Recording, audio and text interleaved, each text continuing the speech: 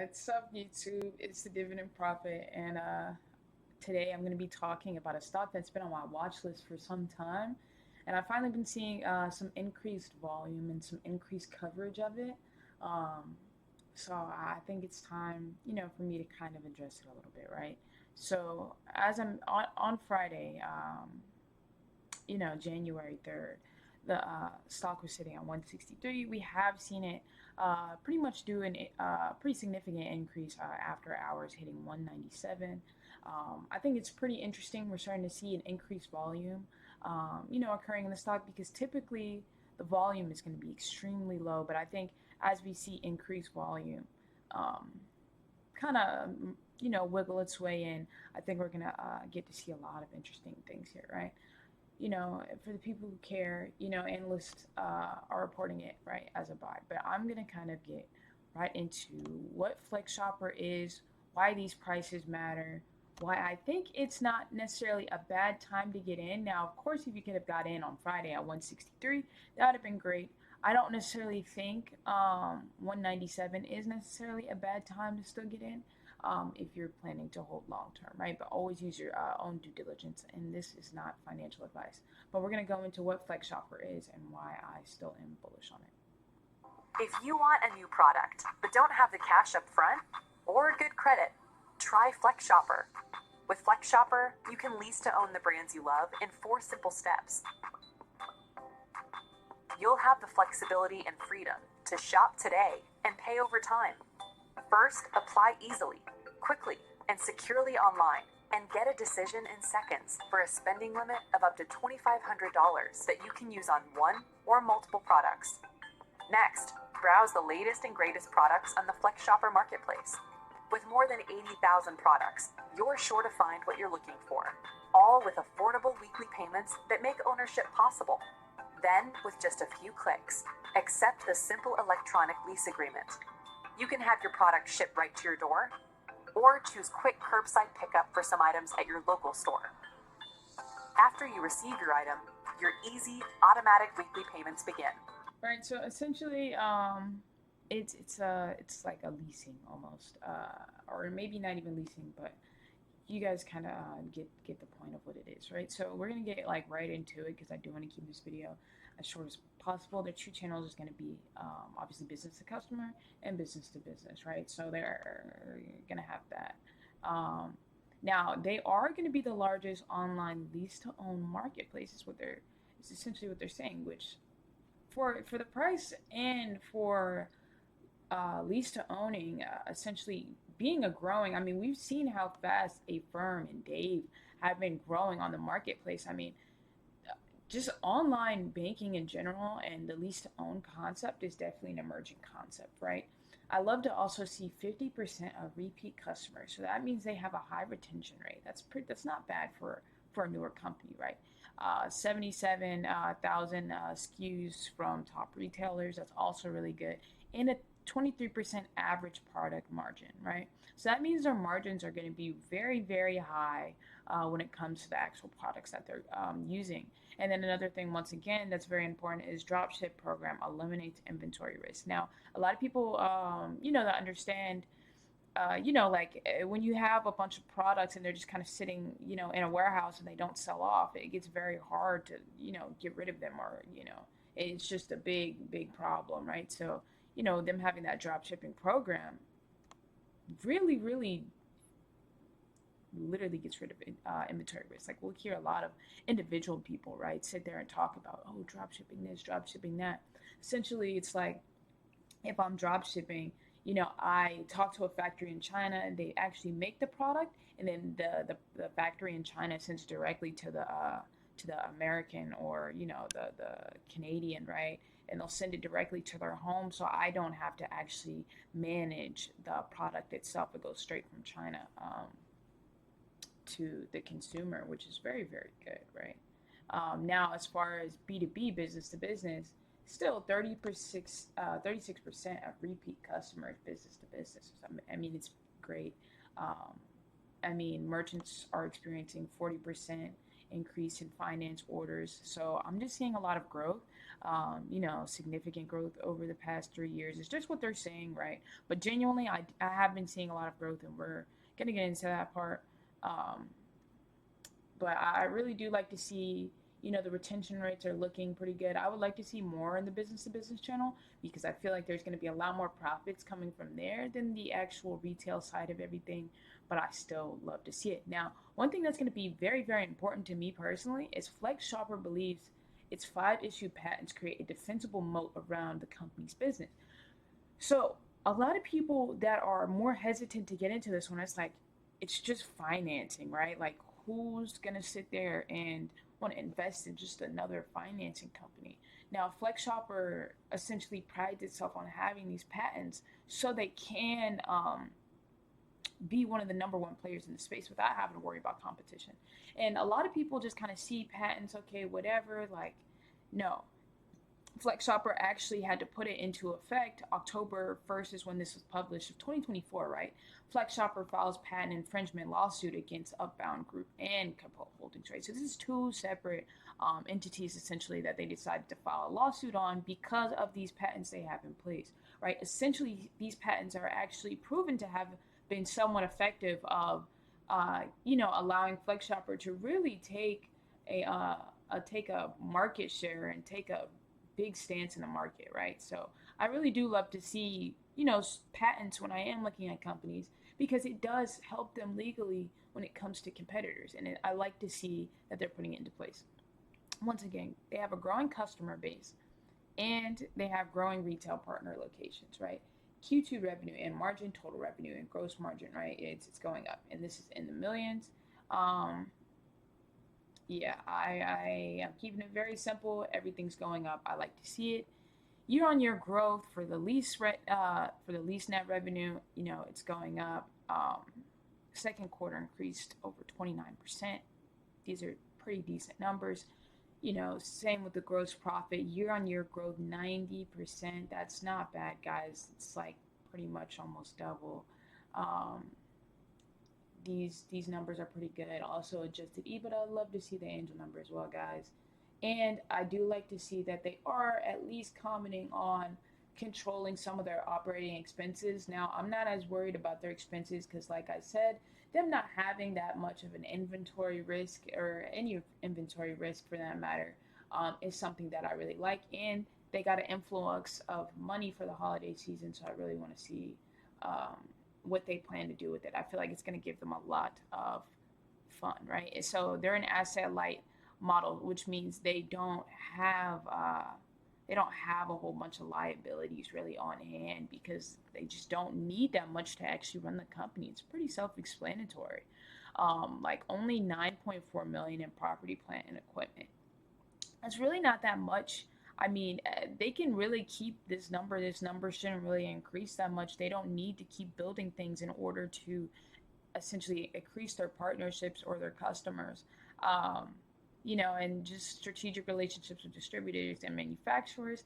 Now, if we did want to not be overly bullish, I do want to, mention the fact that they do have to necessarily keep a good relationship with their distributors and manufacturers, and wherever these distributors and manufacturers are from, do have to necessarily be in good economic environments or good political environments, essentially, because, like, let's say, I don't know, a world war or something breaks out, only specifically in those countries that don't necessarily affect us, it could potentially affect their business, right? And that's just for me not to be overly bullish, but I'm still very bullish on what the company has. Like I said, this is not financial advice. I just like to do this for fun, guys. And I just like to share my perspectives on companies that I think could do good, right? So once again, merchant locations, I'm going to round up and say 4,000, right?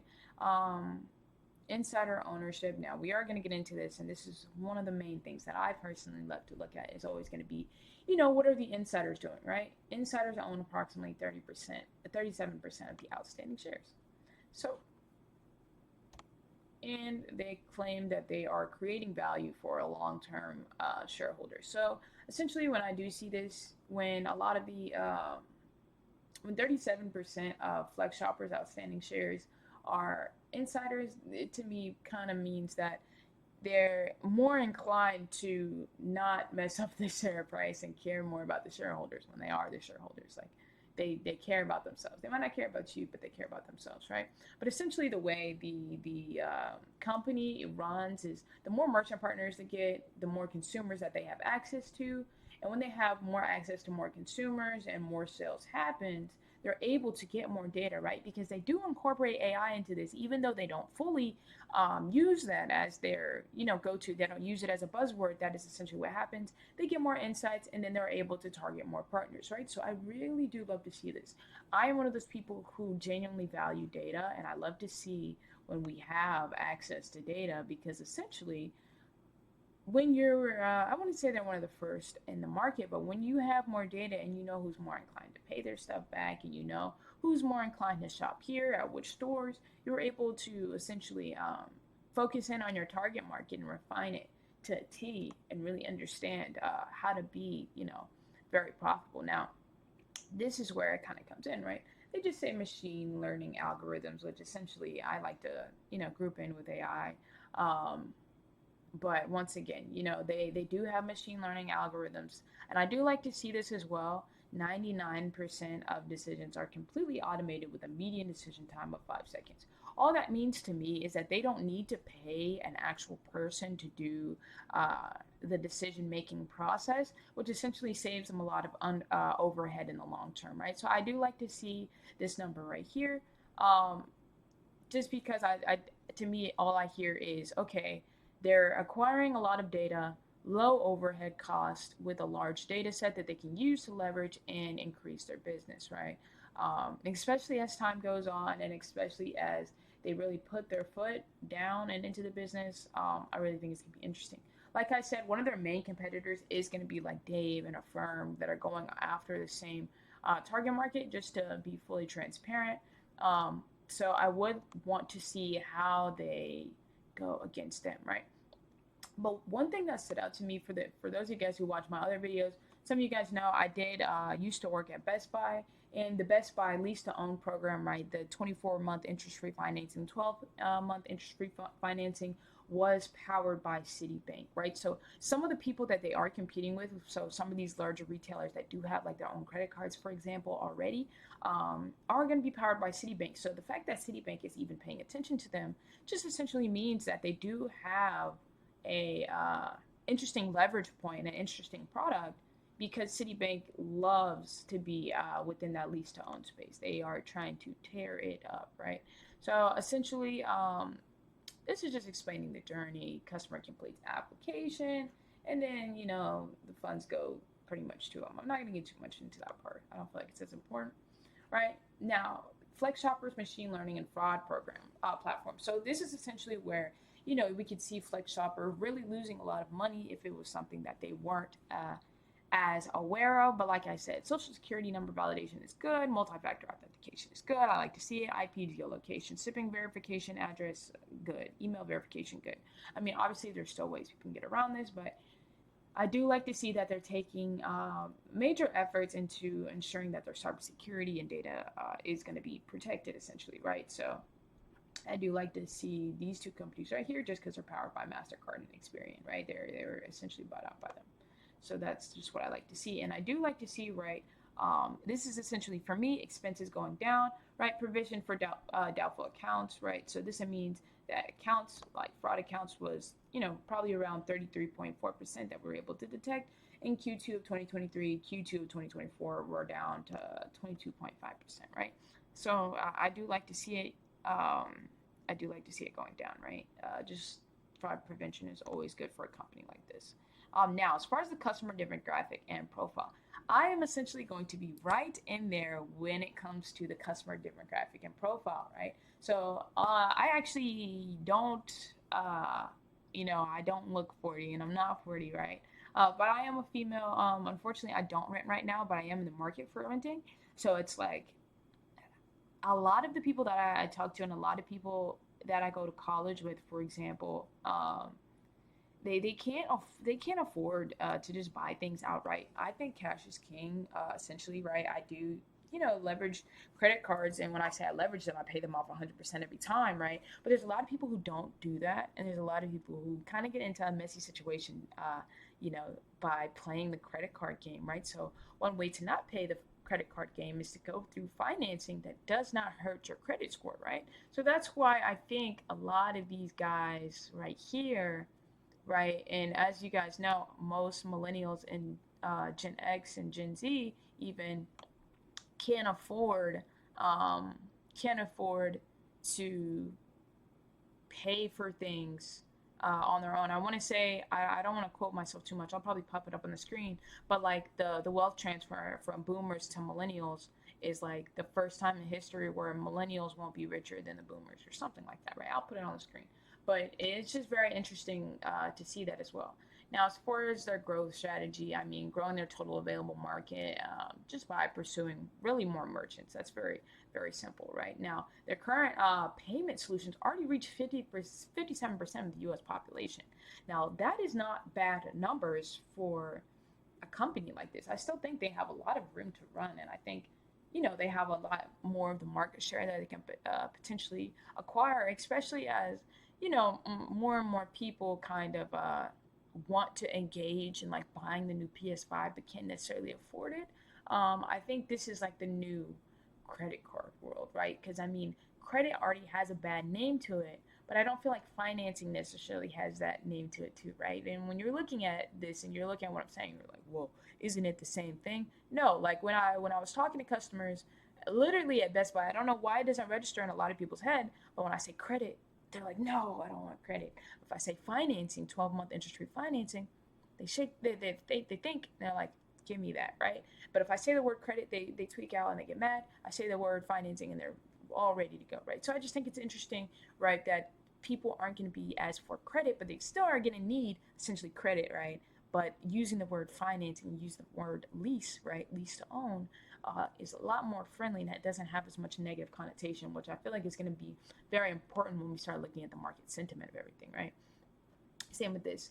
All this is a very important detail, right? All non-flex shopper funded sales are paid next day with immediate revenue and cash generation on retail margin. Right? So essentially they get their cash generation on retail margin like immediately. I do love to see that versus, some companies that have 12-month payback and revenue recognitions on lease. They get their money essentially immediately, which is very, very cool. Pay off that interest right up front. Um, Now, as far as their partners, some top brands that they're working with, guys. My rule is one. All I all I need is one. They have some cool heavy hitters that they just really slid in here that we're not talking about. We got Samsung, right? Samsung is going to be important to me because they make a lot of TVs. They're going to make a lot of refrigerators. They're going to make a lot of you know um, laundry when it comes to washers and dryers, right? Super expensive items. Same with Ashley Furniture, right? Furniture is very expensive, which is another reason why I don't have, why I'm not renting right now, is because these things right here are expensive, and some of the places I was trying to rent don't come with it, right? Even when it comes to grills, like people just want to have fun and want to have all these things and want to have certain amenities, but can't necessarily afford it. Same with LG. LG is the exact same, in my opinion, as Samsung when it comes to this. HP is going to be very similar when it comes to printers and computers. Even iRobot, the little Roomba monster that vacuums your floor, like a lot of people, right? And keep in mind, I am a salesperson for a lot of these items. Majority of the customers that I get that come in are financing these options now. It is like I would say a 70% chance for me to get somebody on financing essentially if I am doing something for Samsung, something for LG. Maybe HP is a little bit lower, right? iRobot's going to be a little bit lower, but it's definitely going to be something that we can talk about. Same with the people that are buying Coach and Burberry, right? I feel like when you're looking at a lot of these luxury brands, they're either going to be able to afford it straight out, right? Or they're going to literally not be able to afford even a penny or even afford to be in the store, but they're going to be in there anyways, trying to show off with people that don't care about them, right? So I think it's very interesting to see some of the top brands that they are working with be there, right? And it doesn't stop there. One thing that's going to really, really grasp my interest is not even retail. I feel like retail, there's going to be a lot of already existing credit card companies and things. Like we already kind of talked about Citibank. I think we see it. The retail space is already kind of on it. But one thing I haven't seen as much on are going to be some of these car companies right here, right? I think this is very interesting. And I have Mavis actually in the city that I'm in, and people love it. I mean, granted, it is a brand new location, but the fact that we're even seeing a brand new location where I'm at and people love it is going to be very interesting. Like when someone in college, for example, you know, the Gen Zs, essentially are even millennial, are tire pops, right? And most Americans don't even have like $1,000 in savings. When something like our tire pops, um, some people can't pay outright for that. Some people can't just go out and just buy another tire, right? So I think it's fair when your engine blows or if your, I don't know, windshield wiper goes off. I don't know how this stuff works. I'm not gonna lie. I'm not that into cars, but I am in a situation where I've had it happen when I was in college. And my engine, bro, I had to spend $700 in 1 week, right? And keep in mind, this blew out my savings. I had enough savings, but it blew out my savings completely. My battery had went out, and then my tire popped within the same week, and I had my speakers on my car had just blew. This was a lot of money that I had to sit there and pay out of pocket. Most people can't just do that. Most people are living paycheck to paycheck. Most people can't just spawn in $7 out there, you know what I'm saying, and just pay off these things. So for them to be in this market, and when I say in this market, guys, we're gonna hop straight into it. Oh, hold on, this is the wrong one. We're gonna get there, guys, right? But essentially, right, Randy's Worldwide. You know, this was October 31st. Strategic partnership, a premier automotive supplier with over a retail network of 20,000 locations, right? So essentially, you know, they do a whole bunch of this stuff, right? Which is going to be cool. But essentially, it's the automotive, right? Cool. All right, it's going to be the same here. FlexShopper expands retail partnerships with Pay Possible, right? Amazing. Now, bikes aren't necessarily going to be the same thing, but you know, it is going to be in that I don't know what they call it, maybe transportation market that they're trying to encapsulate themselves in, right? So they ship over 5 million bicycles annually to more than 50 countries. Why that stood out to me is that FlexShopper, if they continue to partner with and increase their partnership with Pay Possible, essentially it's going to make them a global company instead of just technically an American-based company that's in Boca Raton, Florida, right? So it's like if they keep partnering with some people that are heavy hitters and globally, I think this can be very interesting. And I mean, we have to also understand that United Wheels, generates $1 billion in revenue. This isn't necessarily like one of the smaller companies that I've seen, right? They're doing some pretty impressive numbers. I mean, same, we're going to see it here. This is going to be one of the ones, that also stood out. FlexShopper partners with Aftermarket Auto Parts and Alliance. And I am going to go back for a second just to truly emphasize, right? This was October 31st, 2024. This one was December 4th, 2024. I mean, this one right here was November 6th, 2024. They are on fire when it comes to these partnerships, right? I mean, FlexShopper has expanded its payment solutions to over 7,800 locations, representing a 246% increase from the beginning of 2024, right? They are already hitting the end, right, of 2024 pretty heavy. Sorry about my stuttering, guys. I'm getting in the flow of things, right? I'm getting a little excited because they are throwing some heavy hitter partnerships here. And over 3,700 member locations of Aftermarket Auto Parts Alliance. Now, this is an interesting industry that I see that's going to put them in an interesting space. You know, like when we look at Randy Worldwide, of course, they're always going to have the online marketing presence that I feel like FlexShopper is going to be able to, really get into and really take advantage of. But the car and automotive industry is definitely one that I see not going as digital as quickly, right?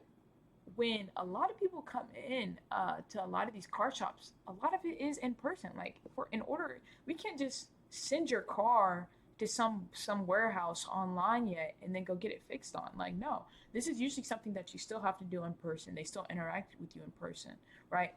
And I just think that's very interesting because not only do they have so many locations that they can truly take advantage of, but these companies are growing, right? So Mr. Heiser, I'm pretty sure he's the CEO, if I remember correctly, of Aftermarket Auto Parts Alliance.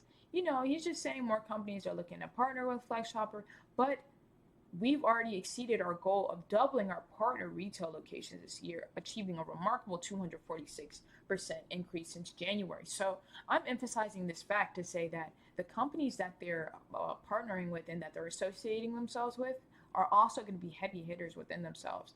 And essentially, they're going to be in a space that I don't feel like is going to really be disrupted too much. I don't want to say that, knock on wood, right? But I can see them really taking advantage of this car market where they can really put some high margins. And like I said, like for the millennials and Gen Z and Gen X that they're going after, like we can't just afford to just go randomly spend about $300 on a tire. And I'm saying this because as a kid that's in this situation, that just started taking some of the financial literacy stuff seriously, I literally had to call my parents and be like, hey, mommy, can you help me pay for my tire? Because that's just reality in life right now, right? And once again, it doesn't just end there when it comes to the car partnerships. Now, a lot of people know, right, Jiffy Lube and Monique Car. I don't really know how to pronounce them, right? But they plan to add 75 to 100 additional stores within the next 60 days. Now, let's sit with that, guys, because this was made December 30th, 2024. It is January 6th of 2025. So that means if you are deciding to get in the stock now, you're going to be able to benefit with the addition of the 75 to 100 stores. And once again, they're saying, we feel confident that we will see these brands provide added momentum through 2025, right? So we're looking at the company in forward retrospect. I'd like to, comment on what the company has done previously, but now, okay, if I get in now, will the stock price just tank because they're not doing anything, or will the momentum continue to go through 2025? And when I'm looking at this, it's essentially saying that we can expect more growth, right? But the reason we can expect more growth is because of the 2,000 tire and auto retail locations, right? This is in addition to our over 2,000 current tire and automotive locations with other national retailers, right? So all I'm seeing is a very, very big initiative essentially to scale. Scaling from just over 8 stores to over 100 locations in a short period, right? There's just a lot of growth going on, and like I said, there's not much inventory risk. They're drop shippers, right? Which is going to be very, very interesting concept.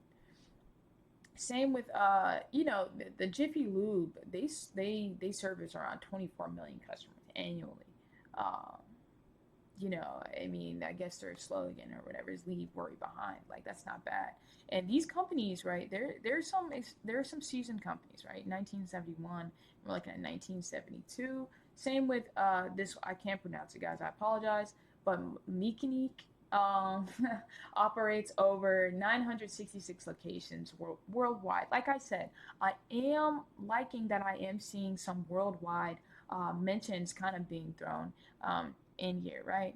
And once again, when we are looking at financials, I should have probably done this first, right? But, total lease funding approvals increased here. Hold on. Sorry, guys. My red is for different things I like to highlight. So give me 1 second, right? But we're just seeing, increase total revenues, increase gross profit, increase gross profit margins, right? Increase adjusted EBITDA increase, operating income increase, and there was a little bit of stock dilution for full transparency, so that kind of did hurt some people. Um, so yeah, that kind of did hurt some people, right? So I did want to highlight that to not be overly bullish and try to be as transparent as possible. But once again, I'm seeing an increased partnerships. I'm seeing a lot of approvals. Sorry, guys, I got a little distracted. But yeah, I'm seeing an increase, a lot more partnerships. I'm very excited to see what this company plans to do in 2025, especially like I said, since they got an influx of money coming in from uh, the holiday seasons, right? And I want to see if I can get to that real quick.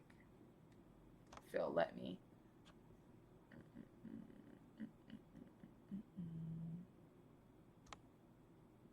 I don't think it will. I might.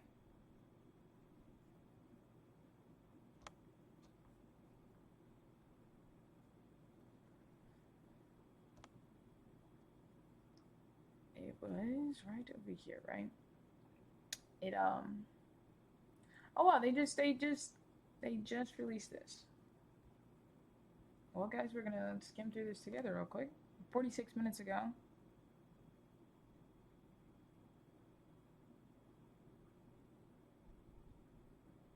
Yeah, so they're just saying 2024 was a transformative year for FlexShopper. We have been pursuing, their managing risk. Um, I just think it's very interesting. 35% year over year. I think this is probably a good read. I'm not going to spend too much time on it here. I just think it's funny that an article had just came out because I wish I could have read it and, gave you guys the information beforehand, essentially. But, FlexShopper announces record initial holiday season results is what I was actually looking for. But once again, they're taking the time to re-emphasize how impactful the holiday season has truly been for this company and how much revenue they've been able to get. So I would really like to see, what they're able to do about it. Now we're gonna get right into the management team. We have Mr. Heiser right here, Mr. Russell. He has a lot of experience in private equity and investment banking. So when it comes to leasing to own and the simplicities of things, I feel like it's a pretty easy market for him to be able to handle. Now as far as Mr. John Davis, the chief operating officer, right, he has over 30 years of financial experience, right, in this kind of space. So I do like to see that, where he was responsible for $1.5 billion credit business segment, right, for a company. Like, these guys have some cool experience in their belt, right? So I just love to see that. I feel like these guys know what they're doing. And once again, I always like to, kind of see like what is an actual feel of the CEO, because a COO for this specific one, because everything can be looked good on paper, but if we're not actually getting to know and to hear some of the things they say, their actual outlooks of the company, I feel like sometimes it's just a paper trail. So we're gonna hop right into this one real quick, guys. And it's funny, I'm the only like on here. Come on, guys, show them some love. On expectations, John, the COO, joining us. First and foremost, welcome, sir. Thanks. To the hood there, FlexShopper. Yes. Give us the high-level elevator pitch to exactly what's going on under the hood there, FlexShopper. Yeah, certainly. So, FlexShopper is an innovative payments platform, and we help both online retailers as well as everyday customers afford products for their homes, and any other essential items that they want. So, think about us as a combination of a buy now, pay later company and an online marketplace that sells electronics, appliances, furniture, many other items. Part of our value proposition is our best-in-class application process. So when a customer applies for a payment solution, doesn't impact their credit score. We have multiple payment options for all types of credit profiles. So this provides tremendous value to our customers. And over 50% of our business actually comes from repeat customers. In addition, the platform has generated over $120 million of revenue over the past 12 months. So we're having some success with it. No, I definitely appreciate the insight there. And maybe give us an idea of what's kind of coming up down the road here. I know we're into the latter half of the year, but maybe just what are you focused on from a milestone standpoint? What should investors pay attention to?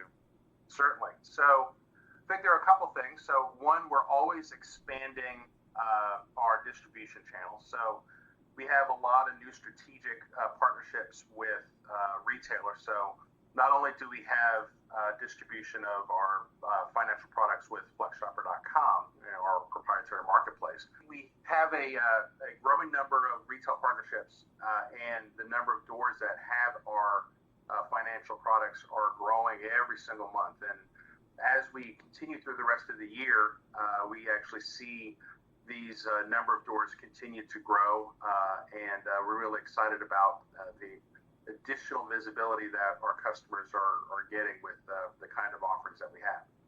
Now, finally here, just roll back for us a little bit. What led up to that aha moment? How did you kind of get down this path of FlexShopper? Certainly. So, back in 2018, our founder, thought about, this kind of product. And generally, if you think about the lease-to-own business, traditionally, it was Rent-A-Center and errands, and they would have this product with a bunch of local stores. So then the business moved to having these kinds of virtual lease-to-own partnerships inside of the largest retailers out there. So you think about a Best Buy, or you think about a Rooms to Go. But all of that requires partnerships with the various retailers, and we have that as well. But I think the biggest thing that we have is this proprietary lease-to-own marketplace, where we're actually going direct to consumer.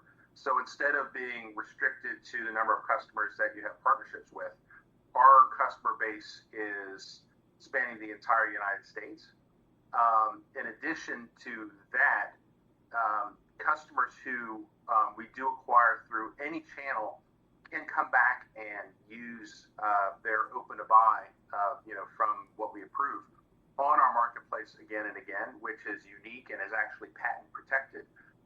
So it creates a very unique offering that all of our competitors actually don't have, which is really, really special. Yeah, no. So I thought that was pretty interesting, right? So the fact that they're targeting essentially, right, the entire U.S. as their target market versus, just going straight business to business, right? As some of their other competitors, right? It's essentially why I played it. I think they still know what they're doing, but one thing that I really love to see was going to be this bad boy right here. Let me go back down to it. Right. I'm looking at the insider buying. And the insider buying has been rapid, right? So when people ask me, what's a good price target? What's a good price to get in at? 145, 154. Those are gonna be those are gonna be some pretty good price targets when we have, some of these guys right here, the CEO and the director, buying up some shares, right? When we see him buying up at 145, I definitely don't necessarily see even 190 being necessarily a bad price target, right? So for the people who didn't make it this far into the video, I always like to save the best stuff usually for the end of the video, just because, right? Like, if I'm seeing the CEO buy at 145, essentially he filed it on December 23rd. So this is pretty recently. Same with these guys, right? We have December 27th, December 26th. I'm reporting this a little late. It appeared on the SEC form December 30th. But I think it's very, very just interesting to see that, they're buying up these shares, and, just going through the actual, company itself. I just think it's a pretty solid company, and I do like what they have going on. And the only thing that I would like to see from them going forward is going to be a better marketing page. I think this could definitely look a little bit better. I mean, they've done a pretty decent job with their 8,000 followers.